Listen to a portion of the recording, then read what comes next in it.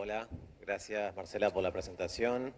Buenas tardes. Bueno, un poco siguiendo con la línea del Congreso y tratando de forjar un pensamiento crítico, en esta charla voy a hablar de lo que es el juicio de las grasas y de uno de los, creo que, grandes mitos de la nutrición y de la clínica, que es justamente el rol de las grasas, especialmente de las grasas saturadas, en lo que es la recomendación alimentaria a los pacientes con obesidad o de la recomendación alimentaria que le hacemos diariamente a nuestros pacientes. Creo que acá hay dos grandes mitos relacionados con las grasas. Uno, en primer lugar, es el mito que la reducción de las grasas saturadas en la dieta previene la enfermedad cardiovascular. Y otro de los mitos, que ahora vamos a tratar, es que el reemplazo de las grasas saturadas con hidratos de carbono y ácidos grasos poliinsaturados es saludable. A esta hipótesis se la llama hipótesis lipídica, que es justamente una hipótesis que ya se viene planteando hace más de 50 años, que la conocemos todas y que seguramente la ponemos en práctica la mayoría de nosotros en el consultorio. Creo que con un gran error, que justamente es una hipótesis y aún no se pudo demostrar, que es justamente que las grasas saturadas en nuestra dieta, especialmente un alto nivel de grasas saturadas, lleva a un aumento del colesterol plasmático y esto lleva a un aumento de la enfermedad cardiovascular. Un poco la idea de esta charla es hacer una crítica a lo que es esta hipótesis, una hipótesis lipídica, que como les dije ya tiene más de 50 años y que tiene su origen, ¿no? Si uno lee las guías nutricionales de las sociedades científicas nacionales, de otros países, algunas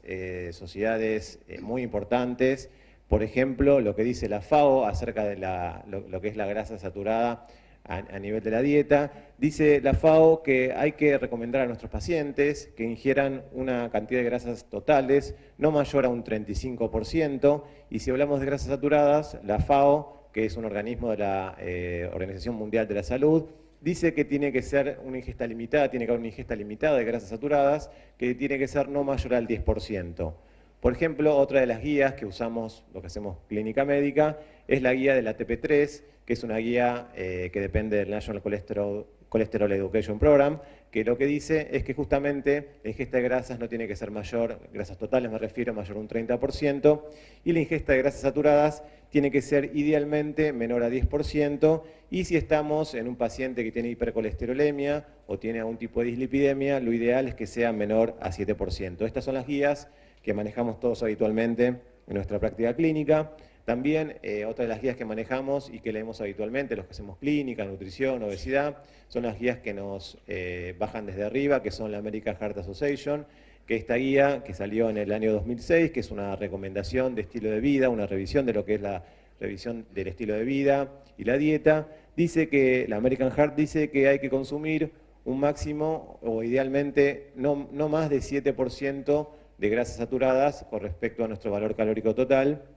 Y otra de las sociedades también muy importante, la American Diabetes Association, dice justamente, y en acuerdo con la American Heart Association, que la cantidad de grasas saturadas en la dieta no tiene que superar el 7% del valor calórico total. Bueno, en base a esto también están hechas todas las recomendaciones alimentarias, especialmente la famosa pirámide alimentaria que conocemos todos, que tuvo su origen o tuvo su primer, digamos, presentación a la sociedad en el año 92, donde esta pirámide alimentaria justamente es una pirámide que fue diseñada y fue patrocinada por el Departamento de Agricultura de Estados Unidos y el Departamento de Servicios de Salud también. Justamente remarco lo que es que la hizo el Departamento de Agricultura y ustedes sabrán por qué, porque en la base justamente de esta pirámide tenemos a los hidratos de carbono refinados, a todos derivados de los cereales, y un poquito más arriba y casi al final, en la punta de la pirámide, lo que son las grasas saturadas. Pero bueno, esta hipótesis lipídica, que como les dije, es justamente que las grasas saturadas son responsables de la enfermedad cardiovascular por intermedio del aumento del colesterol, tiene un origen ya hace más de 50 años y tiene también un nombre y apellido, que es este médico, que es un médico bastante famoso, que se llamaba Ansel Keys. ¿Tenemos puntero láser? Ansel Keys era justamente un médico americano, un fisiólogo muy famoso, entre otras cosas tiene como mérito haber diseñado, por ejemplo, lo que es la ración de los alimentos para los americanos en la Segunda Guerra Mundial, para los soldados americanos. También es un médico muy importante porque fue el primero que describió lo que es la dieta mediterránea en sus análisis de nutrición. Él fue, este individuo, Ansel Keys, fue el que describió lo que es la dieta mediterránea, escribió un libro de dieta mediterránea. Hasta ese momento no se conocía el término dieta mediterránea. Y también hizo el famoso estudio de Minnesota, que es un estudio que se hizo en soldados, conscriptos, objetores de conciencia, donde se los puso a experimentar, se los experimentó con una dieta restringida en calorías, una dieta de casi semiayuno, ¿no? Pero bueno, otra de las cosas importantes que hizo Ansel Keys es justamente preocuparse por la salud de la población norteamericana, y él se dio cuenta en la década del 40, 50, que había una epidemia de enfermedad cardiovascular y que de alguna manera había que combatirlo. Y él se dio cuenta que un factor importante en la dieta era lo que él decía la alta ingesta de grasas, y en especial grasas saturadas, y que esto llevaba por intermedio del aumento del colesterol a la enfermedad cardiovascular. Y para esto, él lo quiso demostrar científicamente, como es lógico. Él diseñó un estudio, que es un estudio muy conocido, seguramente por algunos de ustedes, un estudio que marcó una época, que fue realizado en la década del 50, que es el estudio de los 7 países. Él tomó poblaciones rurales y en ciudades de 7 países, y lo que él quiso demostrar es justamente que el incremento de la ingesta de grasas saturadas llevaba a un aumento del colesterol total, y esto a su vez a un aumento de la enfermedad cardiovascular. Acá vemos el estudio que hizo él, que tomó 7 países: Italia, Yugoslavia, Grecia, Finlandia, Holanda, Japón, Estados Unidos, y él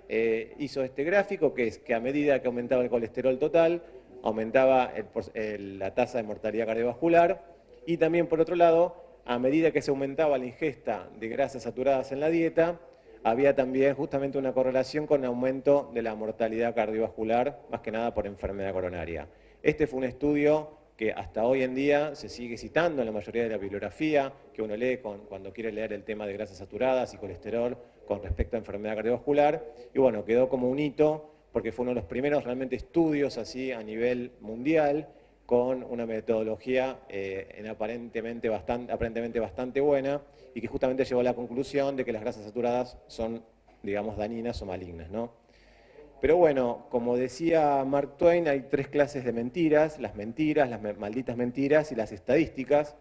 Y unos investigadores, paralelamente a este estudio de los 7 países, se dieron cuenta que en cierta medida el estudio que había hecho Ansel Keys era un fraude. ¿Por qué era un fraude? Porque él, Ansel Keys, este estudio que hizo, que es de los 7 países, él había tomado inicialmente 22 países. O sea, él tenía los datos guardados de lo que eran 22 países, pero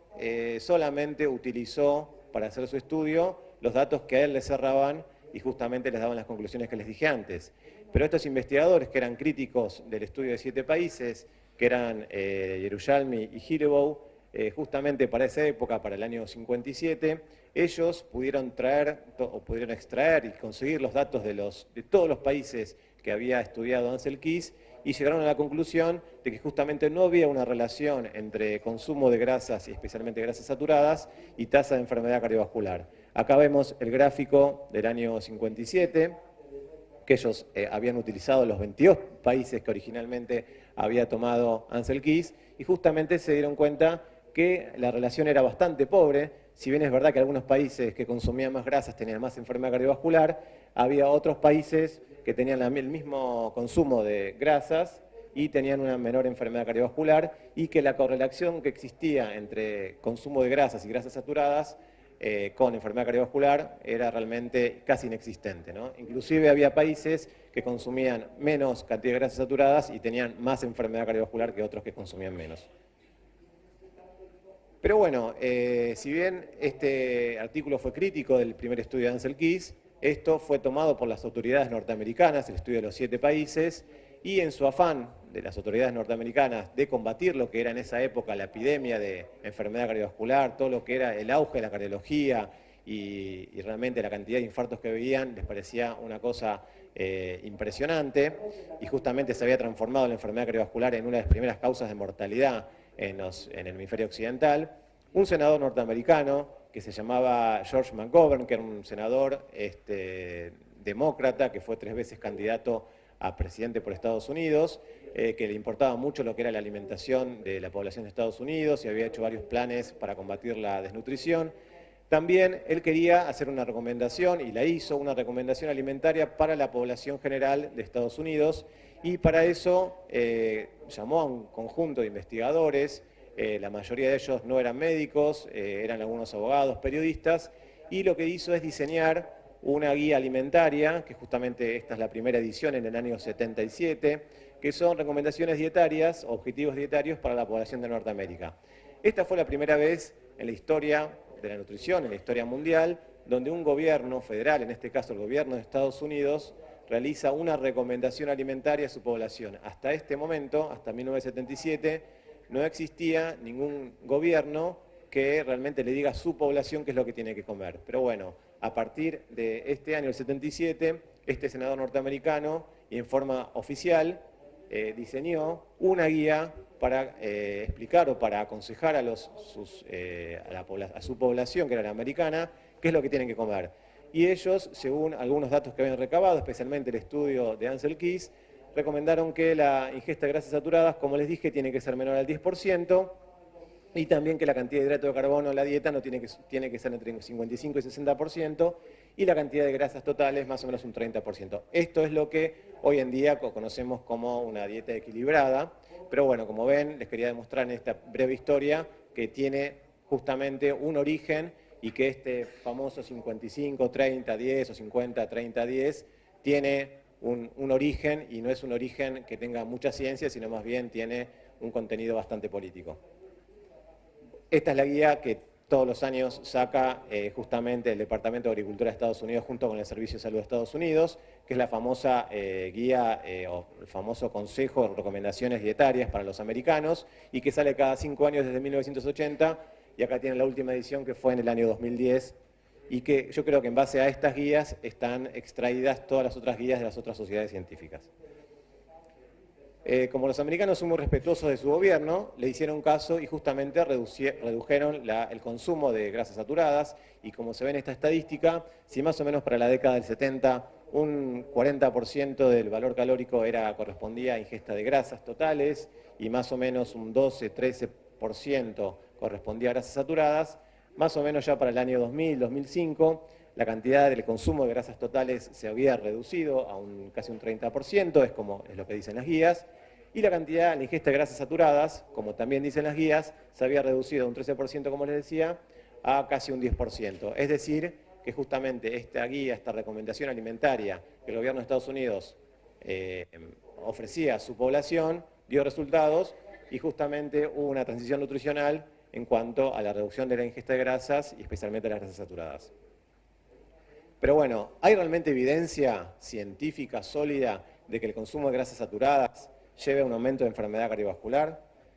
Bueno, en principio parecería que no es así, porque hay diferentes poblaciones aisladas o aculturizadas. Acá traje algunos ejemplos de, por ejemplo, los indios de Tokelau, que son unos indios del Pacífico, que comen más o menos 47% de grasas saturadas en su dieta, o los famosos indios Masái de Kenia, de África, que consumen un 33% de su alimentación en base a grasas saturadas, comen mucha cantidad de carne, especialmente leche. Los Fulani, que son otra población de África, de Nigeria, que comen mucho aceite de palma, tienen un 25% de su ingesta en grasas saturadas. Y los famosos también indios, o los Inuit, que son los esquimales, que comen una cantidad de grasa bastante interesante, 50% del consumo de grasas totales, y 22 de los cuales son grasas saturadas. Estas son todas poblaciones, obviamente, que tienen uno de los más bajos índices de enfermedad cardiovascular. Entonces, si nos basáramos en esto, diríamos que las grasas saturadas, por lo menos la cantidad que comen estos individuos, no tiene ninguna incidencia en cuanto a enfermedad cardiovascular. Pero bueno, ustedes me dirán, estas son poblaciones aisladas,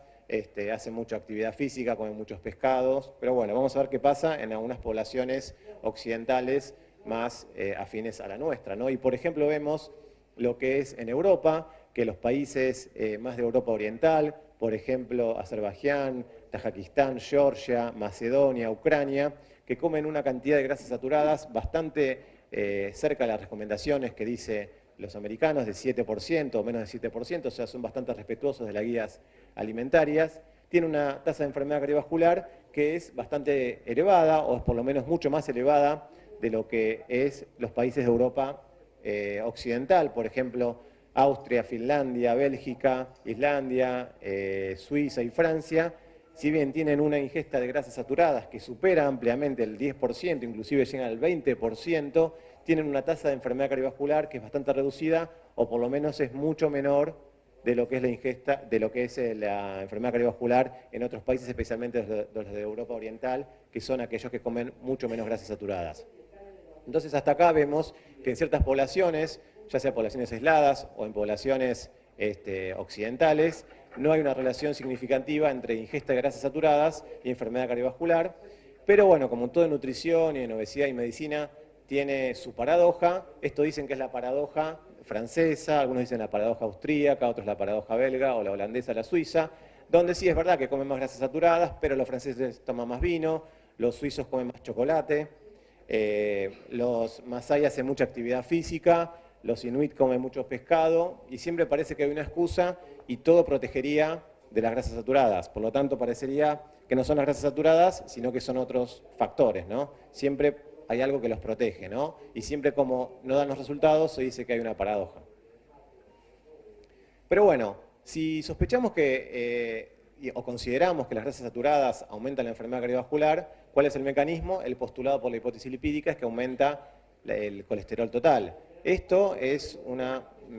verdad a medias, o una mentira, digamos, mejor dicho. Y, por ejemplo, poblaciones con 10% de consumo de grasas saturadas, que es más o menos lo recomendado, si se compara con poblaciones que consumen 15% de grasas saturadas, vemos que la diferencia en colesterol total es casi insignificante, es solamente una diferencia de 13 miligramos por decilitro, que es prácticamente despreciable. Esto fue un metaanálisis que hizo Clark en una revista British Medical Journal del año 97 y fue bastante conocido. Y acá justamente se marca que un incremento de 5% en la ingesta de grasas saturadas prácticamente incrementa el colesterol total casi en forma insignificante, un 13%, un 13 miligramos, y que también lo contrario es lo mismo, es parecido, porque vemos que si bien la línea es positiva, también hay algunas poblaciones donde el aumento de la ingesta de grasas saturadas se asocia a menor colesterol total. Por lo tanto, no es una correlación muy buena, y también encontramos algunas poblaciones donde también se da la inversa. Pero bueno, todas las grasas saturadas no son iguales. Sabemos que hay diferentes grasas saturadas, o sea, en cuanto a su cantidad de carbonos, que es como que se clasifica el número de carbonos, y las que tienen carbonos, los ácidos grasos más cortos, por ejemplo, el láurico, o el mirístico, que tienen menos cantidad de carbonos, o 12, 14 carbonos, tienen un efecto bastante más importante sobre el colesterol LDL que lo que es el ácido esteárico o lo que es el ácido palmítico. Pero también el efecto no es solamente sobre las LDL, sino también sobre el HDL, ¿sí? Entonces vemos que los ácidos grasos, el láurico y el mirístico, tienen un aumento del HDL, o sea que generan un aumento también del HDL, y el esteárico y el palmítico tienen un efecto poco significativo en el HDL. Por lo tanto, si consideramos como un factor de riesgo cardiovascular en la relación colesterol total HDL, vemos que los que generan más aumento del colesterol total son también los que reducen esta relación, que es la relación colesterol total HDL, que es justamente uno de los objetivos de los médicos, de los cardiólogos y nutricionistas, que es reducir esta relación, y vemos que los ácidos grasos de menos carbonos, o de 12 carbonos o 14 carbonos, tienen una relación favorable en cuanto al perfil cardiovascular, ¿no? Entonces, si por un lado vemos que aumenta el LDL, también tenemos que tener en cuenta que aumenta el HDL, y también si reduce el HDL, también está reduciendo el LDL, ¿no? Por lo tanto, hay que considerar bien la relación. Pero bueno, para que justamente esta hipótesis sea valedera, que es justamente que el aumento de la grasa saturada aumenta la enfermedad cardiovascular, tendríamos que tener una buena correlación entre la ingesta de grasas saturadas y lo que es grasas saturadas en sangre. O sea, si yo como más grasas saturadas, esto se tendría que haber reflejado en un aumento de las grasas saturadas en sangre. Pero bueno, esto tampoco es así. No se ha demostrado ahora, hasta el momento, que una ingesta elevada de grasas saturadas en la dieta sea correlativo con un aumento de las grasas saturadas en plasma. Por lo tanto, ahí ya la hipótesis está fallando. Esto se ve muy bien cuando se aplican las dietas bajas en hidrato de carbono o en las dietas cetogénicas, donde hemos visto que, por ejemplo, este es un estudio muy interesante en 20 pacientes donde se les dio una dieta cetogénica. Esta dieta cetogénica, por supuesto, era muy rica en grasas, tenía casi un 60% de grasas y tenían 37 gramos de grasas saturadas. Si la comparamos con lo que es, se las comparó con una dieta baja en grasas, que justamente tenía 24% de grasas totales, ingerían estos pacientes, y solamente 12 gramos de grasas saturadas. Por lo tanto, los que estaban randomizados a consumir una dieta baja en grasas, justamente tenían 3 veces menos de consumo de grasas saturadas que aquellos pacientes que consumían una dieta cetogénica, que era no solamente baja en hidratos, sino también era rica en grasas y grasas saturadas, ¿no? Entonces, uno esperaría que la rama de pacientes que estaba randomizada a consumir una dieta cetogénica que consumía 3 veces más grasas saturadas, tendría que tener esta misma correlación en plasma, en sangre, digamos, y tendría que esto estar, digamos, en una correlación buena. Pero justamente pasa todo lo contrario. Aquellos individuos que estaban randomizados a una dieta cetogénica rica en grasas, tenían grasas saturadas en sangre mucho menor que aquellos pacientes que estaban sometidos a una dieta baja en grasas, y esto está medido, y en este trabajo lo han determinado así. Vemos que esta BLCKD es justamente aquellos pacientes que estaban sometidos a una dieta cetogénica. Vemos que hubo una reducción de las grasas saturadas, de 14 o de 16 carbonos, y también de las grasas saturadas totales, casi más de un 20%, y aquellos pacientes que consumían una dieta baja en grasas, que consumían también 3 veces menos de ácidos grasos saturados, tenían en plasma mucha más grasa saturada que los otros pacientes. Por lo tanto,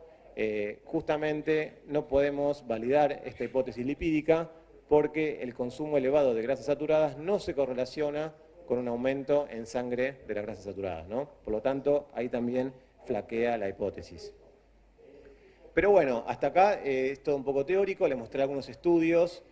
parciales, estudios en algunas poblaciones aisladas, estudios en algunas poblaciones de Europa más occidentalizada, pero bueno, lo que realmente dio un vuelco muy importante a lo que es el estudio de la nutrición, creo que es este trabajo, que es un meta-análisis que salió publicado en el año 2010 en el American Journal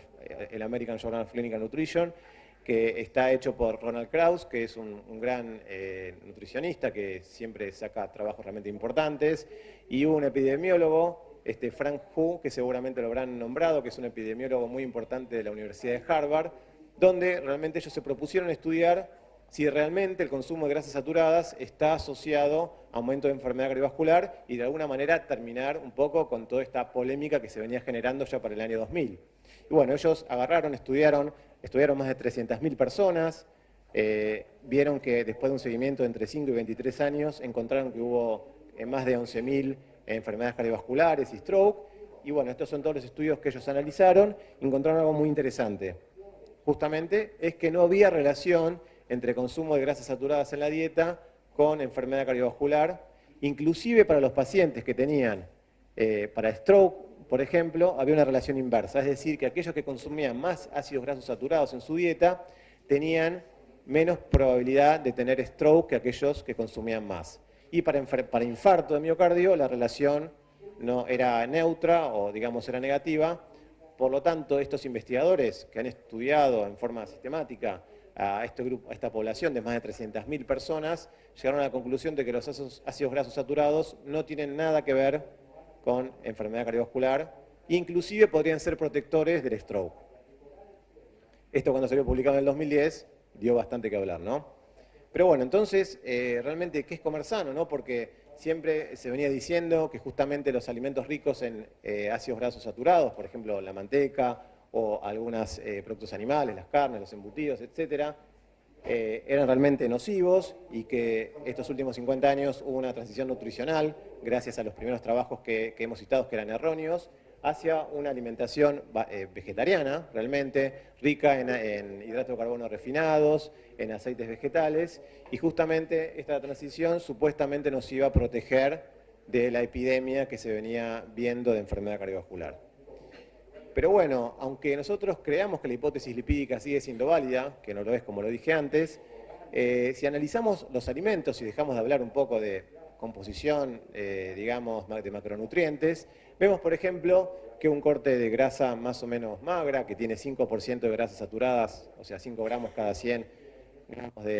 digamos, sería esto un corte de un bife, por ejemplo, solamente no llega ni el 50% de las grasas, del 5%, a ser grasas saturadas. Por lo tanto, decir que este es un alimento rico en grasas saturadas no es del todo verdad, porque solamente el 45% de grasas saturadas, el resto, casi la otra mitad, es ácido graso monoinsaturado, básicamente es oleico, el famoso oleico del aceite de oliva, que es, como ustedes conocen, protector, y un 4% es ácido graso poliinsaturado, de manera tal que este realmente no es un alimento justamente rico en grasas saturadas. Inclusive el 30% de estos 45% es ácido graso esteárico, que como dije antes, tiene un efecto neutro sobre el colesterol. Pero, por ejemplo, tomé esto que es el ácido, el oliva, el aceite de oliva, que tiene también grasas saturadas, porque si bien en su mayor parte es ácido oleico, omega 9, ácido oleico, también tiene un porcentaje interesante de grasas saturadas, un 14% de grasas saturadas, y solamente 2 porciones de aceite de oliva tendrían casi la misma cantidad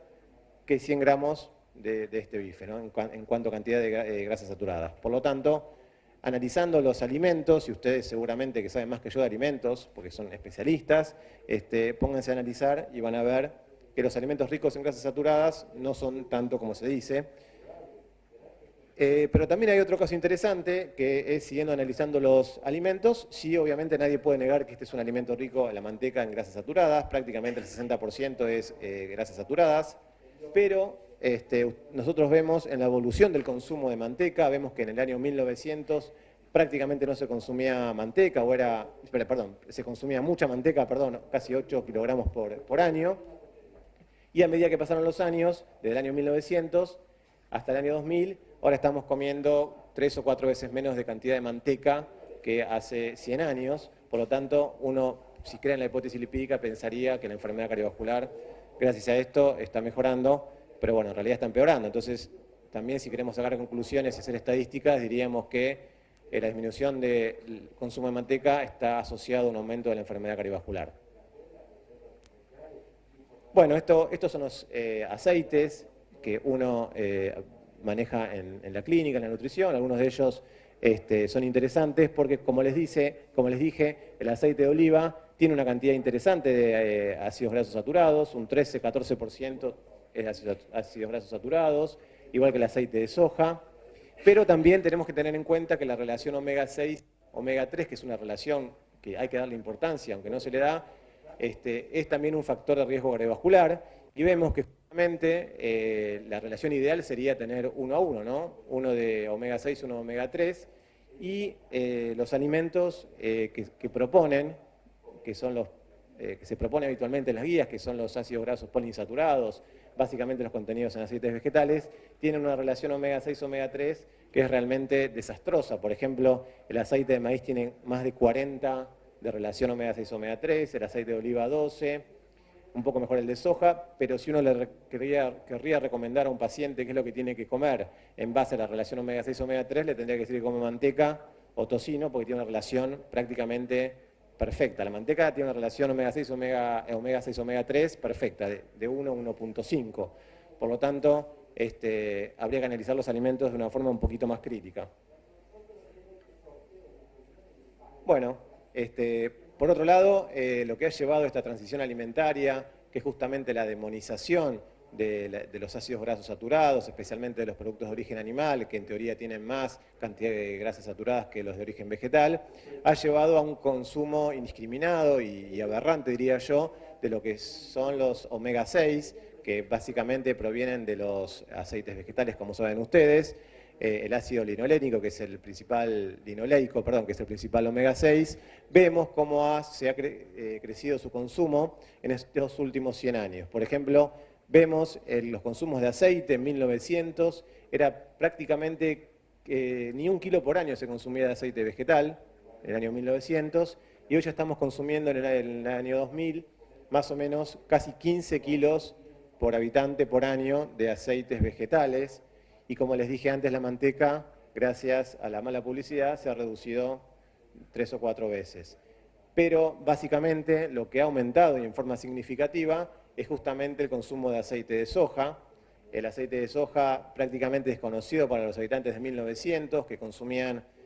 prácticamente nada en fuentes calóricas. Hoy estamos consumiendo 1000 veces más cantidad de aceite de soja de lo que estamos consumiendo hace 100 años, y estamos consumiendo casi un 7%, estos son datos americanos, un 7% de nuestro valor calórico total en omega 6 y básicamente en aceite de soja.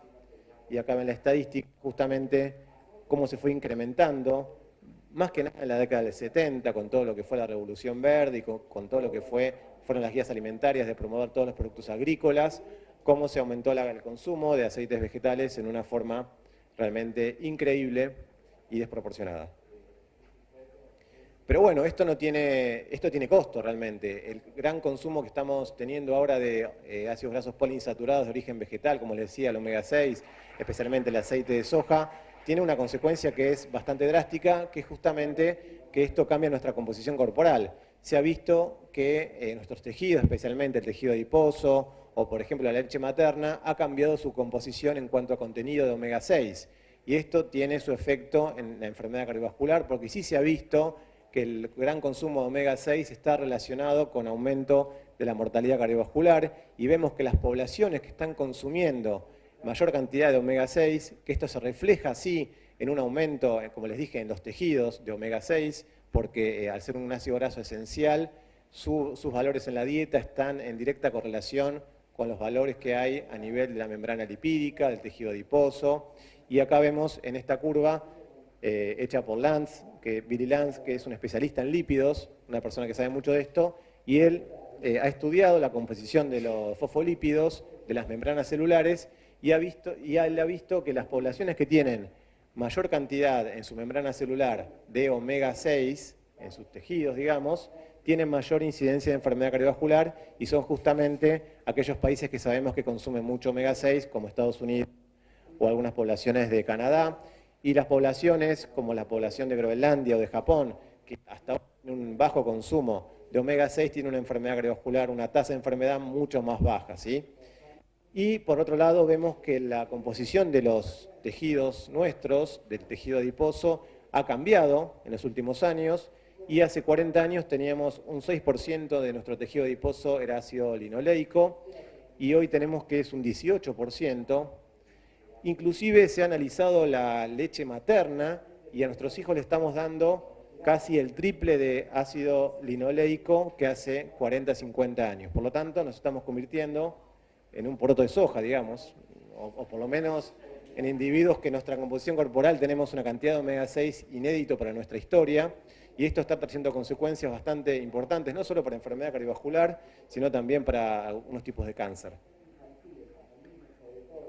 Pero bueno, esta transición alimentaria, gracias a todos los estudios erróneos y la información de algunas organizaciones no gubernamentales que han dicho que justamente los ácidos grasos saturados llevan enfermedad cardiovascular, información que realmente no es así, ha llevado a que tengamos un gran consumo de hidratos de carbono, y estos hidratos de carbono sí también tienen una relación con las enfermedades de Occidente o las enfermedades de la cultura. Por ejemplo, vemos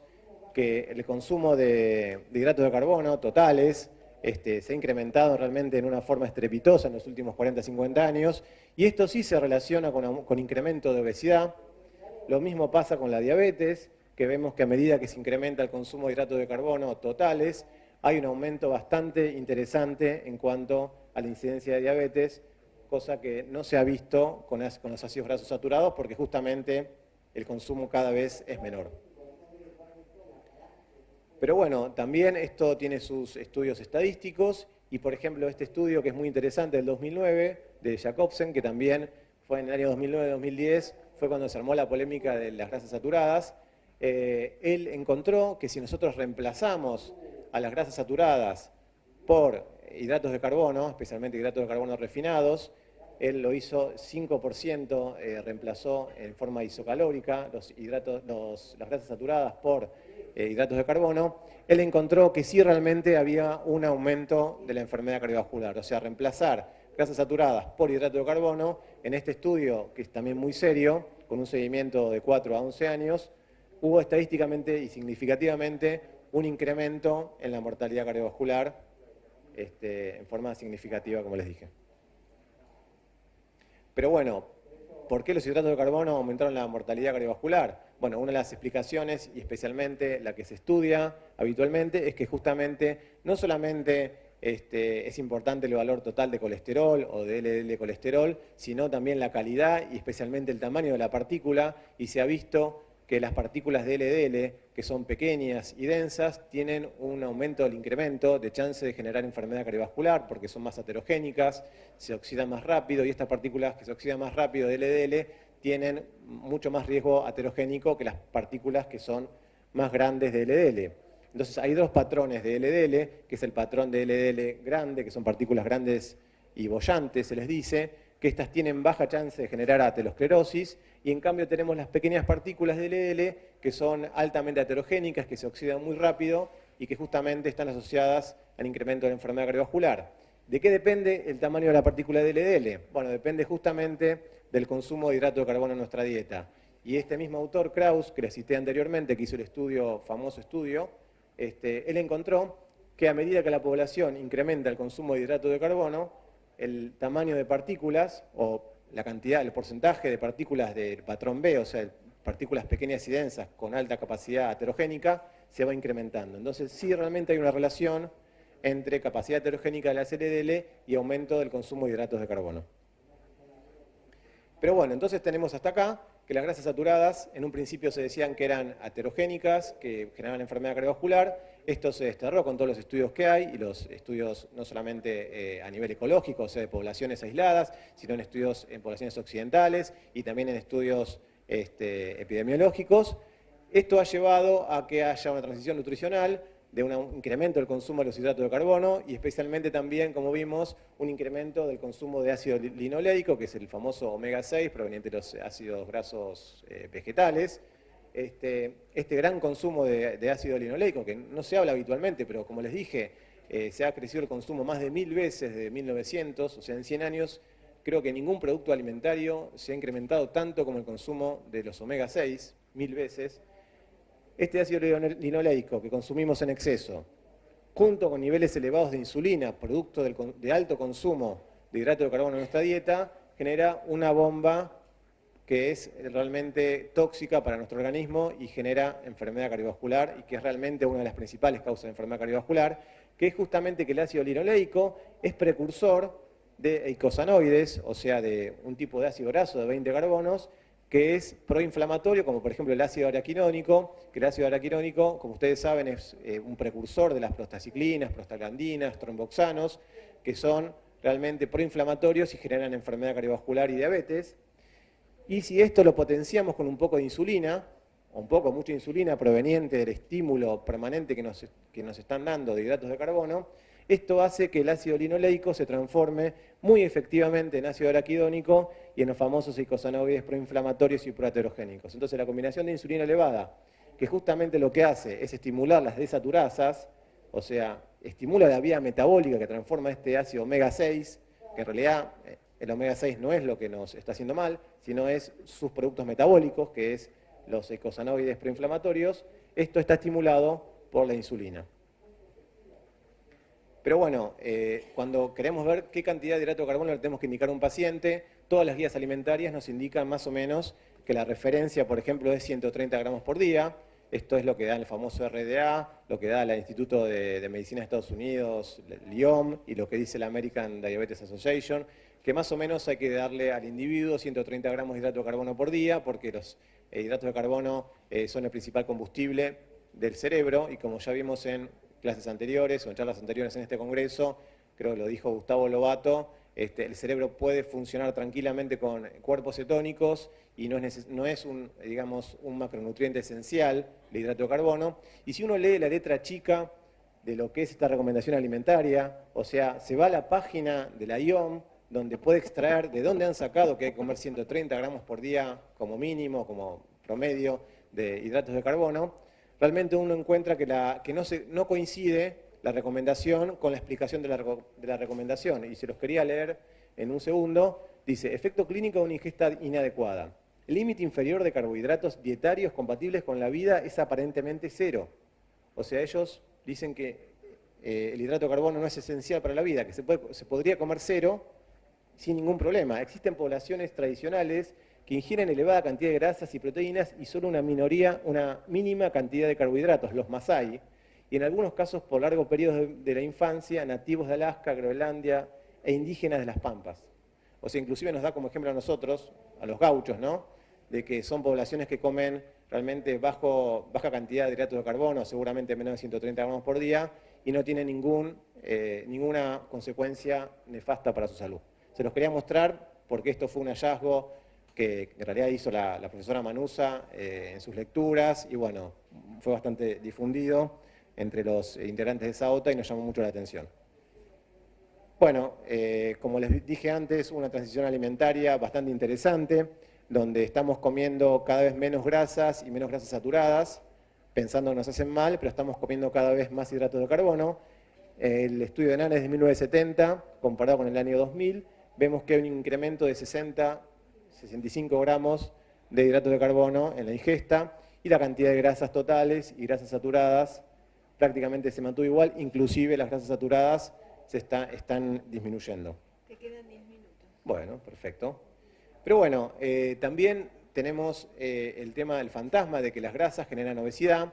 y esto también es otro de los datos que realmente no son así. En este juicio de las grasas que le estamos haciendo, realmente si uno busca cuáles son los trabajos científicos que quieren demostrar que las grasas en la dieta generan obesidad, realmente uno va a encontrar muchos trabajos pero que dicen lo opuesto, que hay poblaciones que consumen alta cantidad de grasas totales, y estas grasas totales realmente no están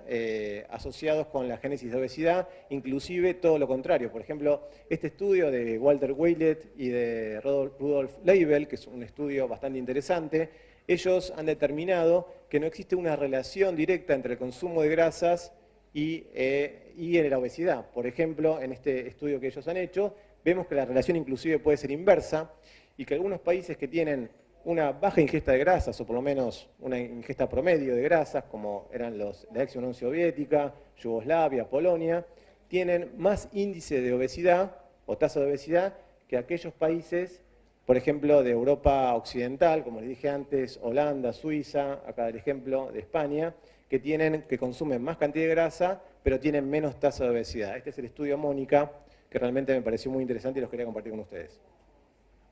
Y si vemos, la relación es totalmente inversa. Bueno, en conclusión, y para ir cerrando, realmente, junto con la hipótesis lipídica, que dijimos que es errónea, está la hipótesis calórica, donde se quiere demostrar que no importa el alimento y que sí importa la cantidad de calorías que ellos aportan, y que las calorías son un determinante fundamental del riesgo metabólico, cardiometabólico. Pero bueno, en definitiva, nuestro organismo no tiene ningún sensor de calorías, no hay ningún correlato biológico de las calorías. La caloría simplemente es una unidad de medición que se usa en la física, y aunque la querramos aplicar para nuestros pacientes y nuestras dietas, realmente el organismo de lo que entiende es de sustratos, de metabolismo, y esto que creo que se ha marcado bastante en todas las charlas que hemos visto en este congreso. Y cuando ingerimos un alimento, en realidad estamos ingiriendo una mezcla de proteínas, polisacáridos, grasas, que son en el fondo aminoácidos, monosacáridos, ácidos grasos, que se transforman en acetil-CoA. Este acetil-CoA es como una molécula especie de pivot, que según el medio metabólico va a ir para un lado o para otro. Y por ejemplo vemos que en una dieta como la que consumimos habitualmente, alta en hidratos de carbono, con 200, 300 gramos de hidratos de carbono, que es lo que consume una persona promedio por día, vemos que el acetil-CoA, proveniente del metabolismo de nuestra mezcla que estamos comiendo todos los días,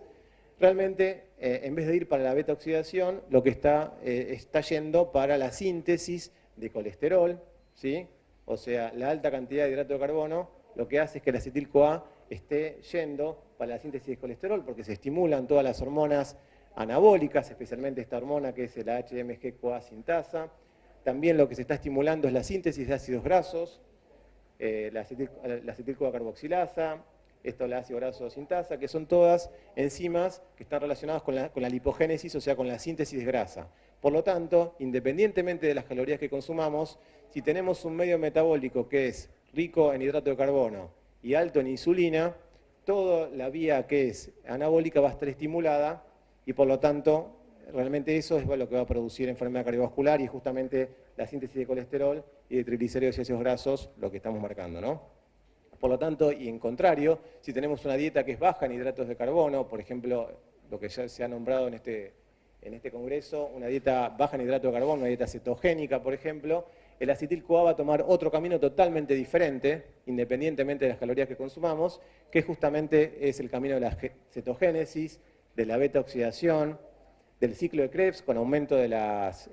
proteínas desacoplantes y por lo tanto un aumento de la termogénesis, y se va a inhibir todo lo que es la parte del metabolismo que es anabólico, o sea, va a estar inhibido la síntesis de colesterol, va a estar inhibida la síntesis de ácidos grasos y por supuesto la glicólisis. Por lo tanto, con esto lo que quiero demostrar es que lo más importante es el medio metabólico y no tanto las calorías que consumimos. Bueno, entonces como conclusión de esta charla, y espero que me hagan preguntas, porque puede haber sido polémica, la ingesta de grasas saturadas no se asocia a enfermedad cardiovascular, y esto como lo dije está demostrado en muchos estudios, y la evidencia demuestra que el incremento de la ingesta de ácidos grasos omega 6 e hidratos de carbono son los responsables de la epidemia de enfermedad cardiovascular y obesidad. Bueno, gracias. Muchas gracias, doctor Milmaniene. Felicitaciones por la excelente exposición. Vamos a abrir unos minutitos de preguntas del público. Doctor. Sí, no, yo en vez de preguntar por... Martín, me siento orgulloso de ser tu amigo. ¿Sabes por qué? Has tenido la valentía en este ambiente de decir lo que se decía de don Pedro Escudero, Landabur y demás, y que fue borrado. ¿Y sabes por qué fue borrado? Los médicos y muchos investigadores no tienen idea de química, ni tienen idea de fisiología. Y los que imparten las clases en cualquier tipo de facultad no tienen idea de eso. Entonces, el planteo con el que estoy, pero totalmente de acuerdo con vos, además, si tengo un minuto más lo voy a decir, no saben que el colesterol no es una grasa, el colesterol es un alcohol, Y las grasas que se comen, y más las saturadas, son ácidos grasos y glicerol, que es digerido y a través del intestino se absorbe el glicerol y los ácidos grasos por separado y algunas veces pasa un poquito un monoglicérido. Y son transportados por la ApoB48, que los transporta al músculo para ser consumido como grasa y el remanente al tejido adiposo. Y el colesterol endógeno, que es citado fundamentalmente, es sintetizado fundamentalmente en el hígado fabrica no menos del 80%, y en general el 90% o un poco más, a partir de con que vos terminaste, del acetilcoenzima A, de los hidratos, del jarabe de fructuosa, de las harinas refinadas. Y el colesterol patógeno va unido a la ApoB100, que es así, es heterogénica, y no tiene nada que ver con el colesterol que se come. Eso por un lado. Y después, como adelanto, ya te mandé los mails, no alcanzamos a tener terminados los trabajos, los vamos a presentar el año que viene. En pacientes que tienen hipercolesterolemia familiar heterocigota, demostrado la alteración en el cromosoma 14 a 3.500 bases, estamos haciendo este experimento.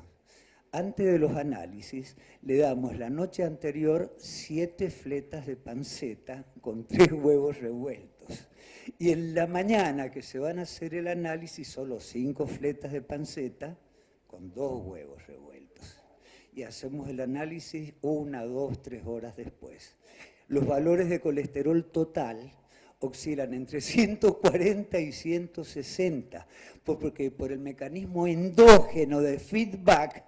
el hígado se frena en la síntesis endógena a través, vos lo dijiste recién, del hidroxiglutaril-coenzima reductasa. Entonces, querido,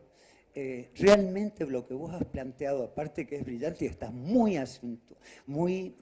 fundamentado en bibliografía mundial, hay que revertir los conocimientos. Y hay que tener espíritu crítico, hay que estudiar química y fisiología, y no hay que guiarse ni por la propaganda, menos por los consensos, que los consensos te meten idea, entonces yo hago lo que dice tal sociedad de Estados Unidos, de Europa, y hay que usar la cabeza para pensar. Pero para pensar hay que saber química y fisiología. Y esto los viejitos del Fernando, además que somos de otra generación, nos los enseñaron. Y para terminar, cuando yo era estudiante y médico recién recibido, que no había los métodos sofisticados que hay hoy en día para medir la insuficiencia hepática, la cirrosis, ¿qué se medía? Colesterol total, era lo bueno, no había HD nada. Y cuando el colesterol caía, estábamos en una insuficiencia hepática seria, y cuanto más caía, más cerca de la muerte, porque el colesterol se sintetiza en el hígado, no se come. Muchas gracias. Gracias a usted, doctor Cicchiti, por los aportes.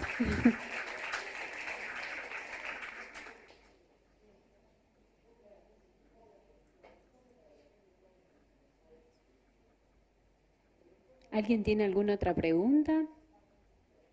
Aprovechemos al doctor Milmaniene.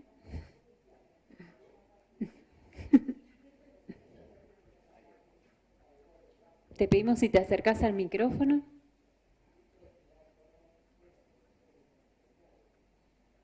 Buenas tardes, doctor. Hermosa su charla.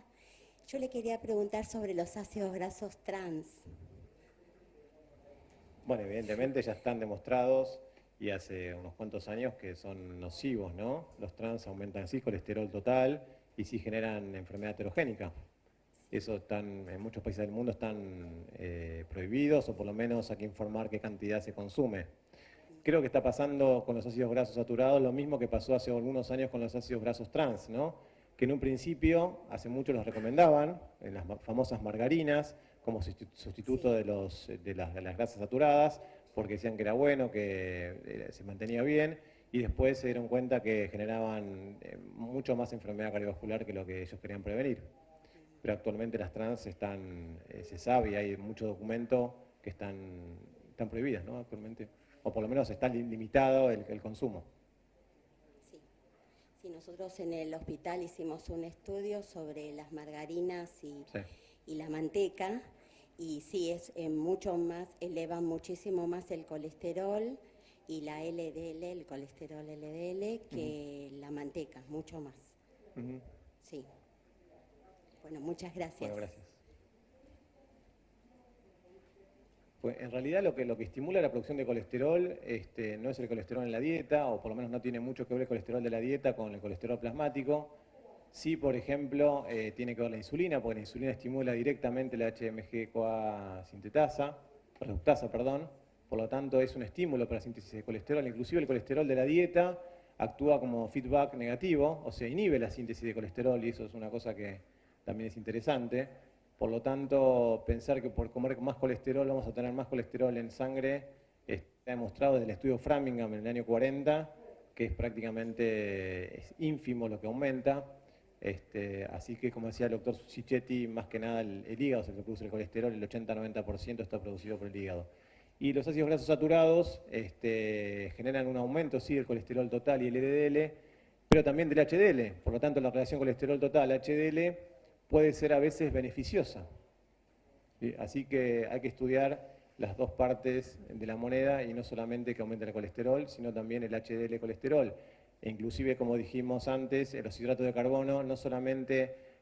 tienen un efecto polineutro en cuanto al perfil lipídico, en cuanto al colesterol, pero sí tienen un efecto negativo en cuanto al tamaño de partícula, porque la ingesta elevada de hidrato de carbono disminuye el tamaño de partícula del LDL, la hace más pequeña y densa, y eso sí está asociado con enfermedad